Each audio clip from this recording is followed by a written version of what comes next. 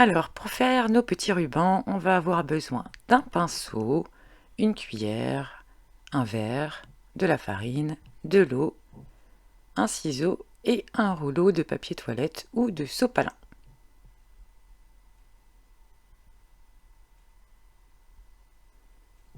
Alors, je vais prendre l'équivalent d'un mètre de papier toilette, mais tu peux te faire des bandes plus petites ou plus grandes.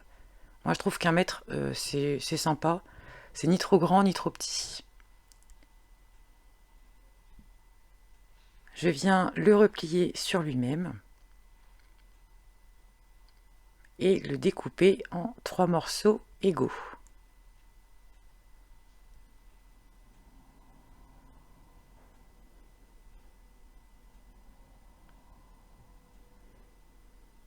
Alors, moi, pour ma part, je vais faire mes carottes et mes radis. Mais tu l'as vu au tout début, il y a plein d'autres graines que l'on peut faire en ruban. On vérifie derrière le paquet l'espacement. Pour certaines graines, ça va être 4, 5, 2 cm, enfin tout dépend.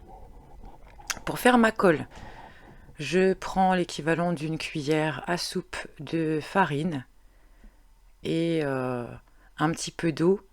Il ne faut pas que ce soit trop liquide, il faut que ça fasse plutôt une sorte de pâte. Pas trop épaisse non plus, donc il faut gérer. Et ensuite, pour mes radis, donc on vient, c'est tous les 2-3 cm. Alors si tu veux être sûr, hein, tu peux prendre un mètre ou une règle. Moi, j'y vais un petit peu à l'arrache, hein, à l'œil.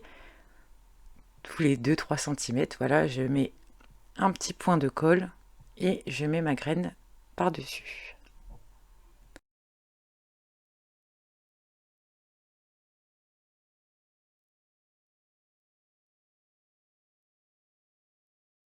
Quand on est arrivé au bout de la bande, je viens mettre tout le long de la colle. Tout le long de la bande.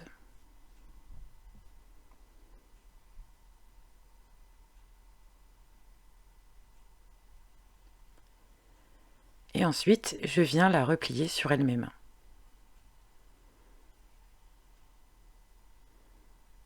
On appuie bien et ça colle presque instantanément. Voilà, on fait ça sur toute la longueur. Et surtout, on le laisse sécher au moins 10 minutes. Donc le temps de s'en faire d'autres, ce sera parfait. Voilà, bah, je me suis déjà occupée des radis. Donc quand j'ai terminé et que c'est sec, je viens enrouler ma bande sur elle-même.